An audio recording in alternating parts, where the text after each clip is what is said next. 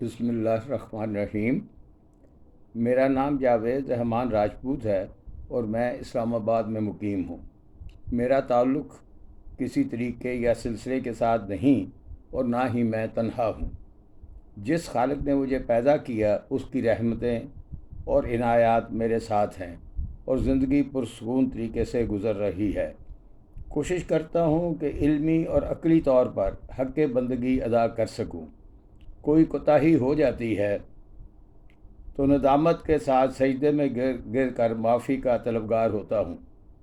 اس میں ایک اپنا سکون ہے۔ میں نے قرآن حکیم کا مطالعہ کیا اور جانا کہ جو احکامات میری روزمرہ کی زندگی سے متعلق ہیں وہ آسان الفاظ میں بیان کر دیے گئے ہیں۔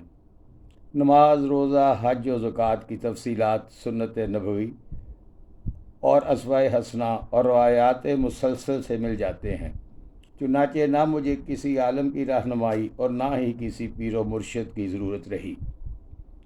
مجھے خدا کی حقیقت جاننے اور فلسفوں میں بھی الجھنے کی ضرورت نہ رہی، کیونکہ خدا کی حقیقت ہمارے چاروں طرف روز روشن کی طرح عیاں ہے، اور مجھے حق الیقین ہے کہ وہ خالق ارض و سماوات ہے اور ہر طرح کی عبادات اور نیاز کا مستحق صرف خدا کی ذات ہے۔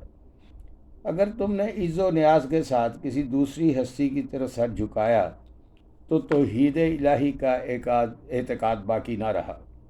یہ صرف اس رب العالمین کی ذات ہے جو سب کی فریاد سنتا ہے، اس کی دعائیں قبول کرتا ہے۔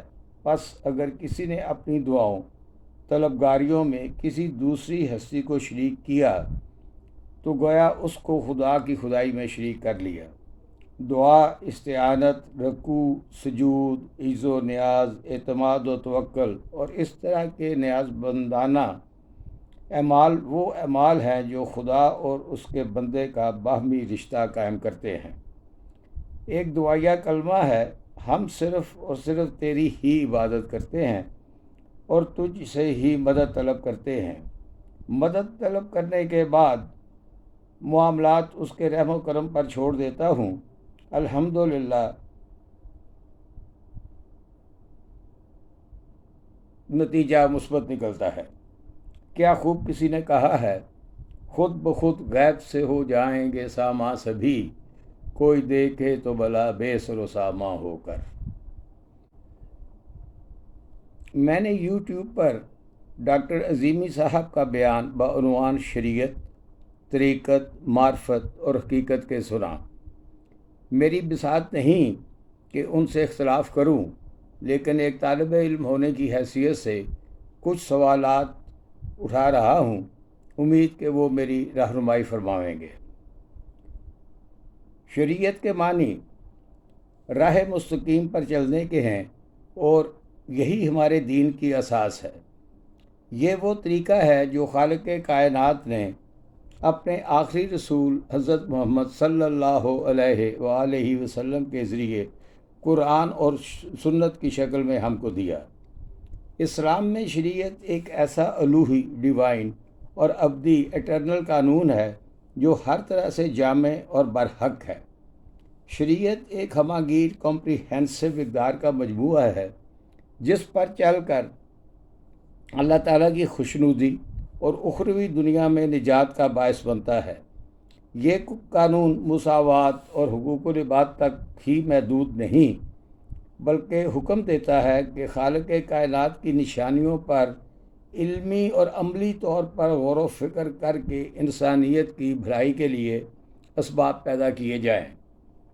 سورۃ صاد آیت 29 میں ارشاد ہے، یہ بڑی برکت والی کتاب ہے جو اے محمد ہم نے تمہاری طرف نازل کی تاکہ لوگ اس کی نشانیوں کی کھوج لگائیں۔ سورہ محمد آیت 24 میں ارشاد ہے، بھلا یہ لوگ قرآن پر غور نہیں کرتے یا ان کے دلوں میں کفر لگے ہوئے ہیں؟ یہاں غور و فکر کا مطلب اللہ تعالیٰ کی حقیقت جاننے سے متعلق نہیں، بلکہ اس کی نشانیوں پر علمی طور پر غور کر کے عملی طور پر ایسی ایجادات کرنا ہے جو مخلوق خدا کے لیے آسانیاں پیدا کرے۔ اس کے برعکس ہم نے عالم کون و مکان کے مطالعے کو عملاً ترک کر دیا، جس کی وجہ سے اہل اسلام سائنس اور دیگر علوم میں پیچھے رہ گئے۔ یعنی حیرت ہے کہ تعلیم و ترقی میں ہے پیچھے جس قوم کا آغاز ہی اقرا سے ہوا تھا۔ حالانکہ قرآن حکیم نے اعلان کیا کہ اللہ تعالیٰ نے انسان کو خلافت عرضی بخشی ہے۔ اس خلافت کا مفہوم یہ ہے کہ وہ اس زمین کے مالک ہونے کی حیثیت سے دیکھے کہ زمین پر کیا کچھ موجود ہے، زمین پر کیا کیا حادثات اور تبدیلیاں رونما ہو رہی ہیں۔ قرآن کریم نے پہاڑوں، سمندروں، دریاؤں، بادلوں، درختوں، ہواؤں، بارشوں، فصلوں، پودوں، پھولوں، حیوانات، بحری اور بری مخلوق، پرندوں، یہاں تک کہ چیونٹیوں کا بھی ذکر کیا ہے۔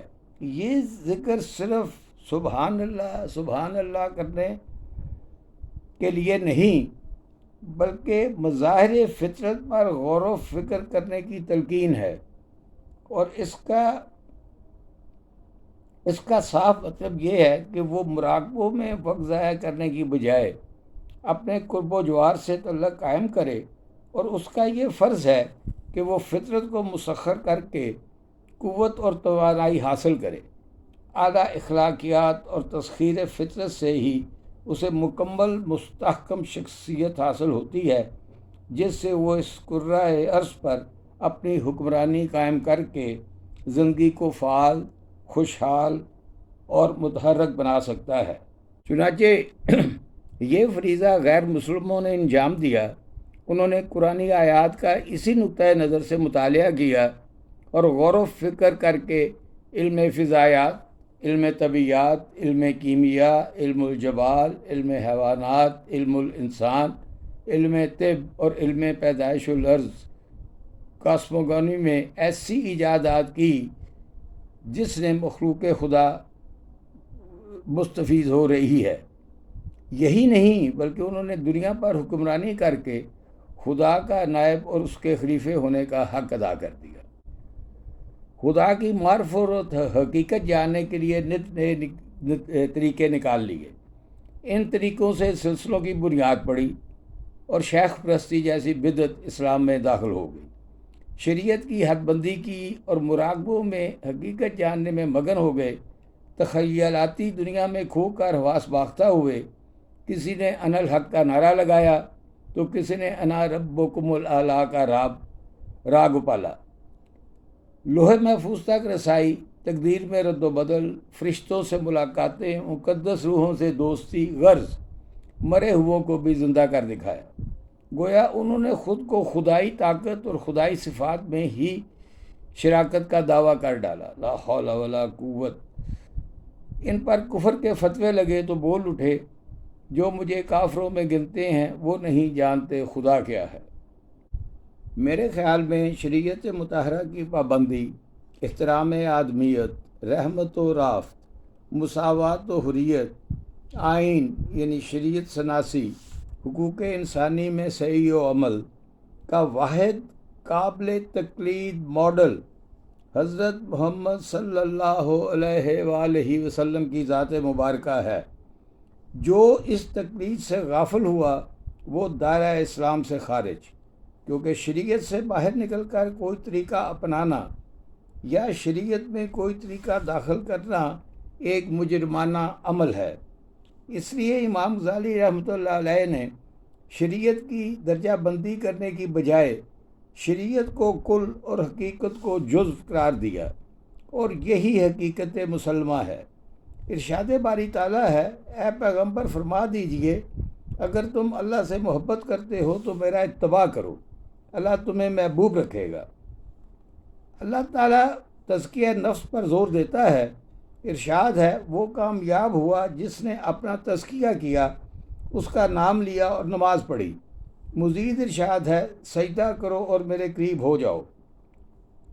سورہ انعام آیات 151-53 میں 10 احکامات دیے گئے ہیں جن پر چل کر انسان امر و نہی یعنی good and evil according to the legislation of God یعنی شریعہ سے واقف ہو جاتا ہے، اور جب اس پر پابندی ہوتی ہے تو تزکیہ نفس یا تہذیب نفس کا عمل شروع ہو جاتا ہے، اور وہ فنا فی المعاصی یعنی گناہوں کے خاتمے کی طرف راغب ہوتا ہے، جس کا لازمی نتیجہ بقاء الاطاعت ہے یعنی ثبات اطاعت۔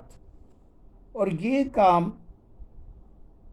یہ مقام انسان کو توکل کی طرف رہنمائی کرتا ہے۔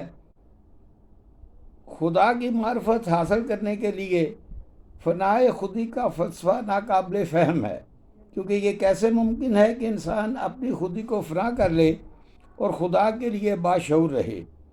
یہ انسانی صفات کو ترک کرنے یا خدا کے ساتھ متحد یونائٹ ہونے کا مسئلہ نہیں، بلکہ صرف خدا کے قادر مطلق ہونے، اس کی مشیت کا بالعلم اور بالعمل پورا کرنا ہے۔ خدا خود قلب انسانی پر نازل نہیں ہوتا، بلکہ جو چیز قلب انسانی پر نازل ہوتی ہے وہ خدا پر ایمان، اس کی توحید کا عقیدہ اور ذکر الہی کی روحانی حلاوت پیور ہیونلی بلیس کا باعث بنتا ہے۔ خدا کی ذات و صفات انسانی ذات و صفات سے مختلف ہیں، لہذا حلول، انڈویلنگ یا وصال، یونین ود گاڈ ممکن ہی نہیں۔ ہم اپنی بشریت سے زیادہ فنا نہیں ہو سکتے، ہماری تو بقا ہی فنا سے مربوط ہے، جیسے سیاہ پتھر سے اس کی سیاہی۔ حقیقت یہ ہے کہ انسانی عقل ذات مطلق کے تصور سے عاجز ہے، کیونکہ جب بھی وہ خدا کے بارے میں بات کرے گا تو یہ بات در حقیقت خدا کے بارے میں نہ ہوگی، بلکہ خدا کے بارے میں انسانی تصورات یعنی our ideas about God کی ہوگی، کیونکہ انسان کے خود ساختہ مذاہب طریقوں نے خدا کا انفرادی تصور دیا، اور انفرادی تصور ہمیشہ سبجیکٹو ہوگا۔ اس قسم کے سبجیکٹو گاڈس کے تصور میں حقیقی توحید آ ہی نہیں سکتی۔ اللہ تعالیٰ نے اس معاملے میں بہت سخت نویس سنائی ہے، ارشاد ربانی ہے، تم اس کے لیے اپنے تخیل میں مثالیں نہ گھڑو۔ سورہ فرقان آیات 68-70 میں ارشاد ہے، لوگوں نے اسے چھوڑ کر ایسے معبود بنا لیے جو کسی چیز کو پیدا نہیں کر سکتے، بلکہ خود پیدا کیے جاتے ہیں، جو خود اپنے لیے بھی کسی قسم کے نفع و نقصان کا ذرا سا بھی اختیار نہیں رکھتے، نہ مار سکتے ہیں، نہ جلا سکتے ہیں، نہ مرے ہوئے کو پھر اٹھا سکتے ہیں۔ اللہ تبارک و تعالی ہم پر اپنا رحم و کرم فرمائے، صراط مستقیم پر چلنے کی توفیق عطا فرمائے، اور ہمیں شیطانی شر اور وسوسوں سے محفوظ رکھے۔ آمین ثم آمین یا رب العالمین۔ دعاؤں کا طالب آخر جاوید رحمان راجپوت۔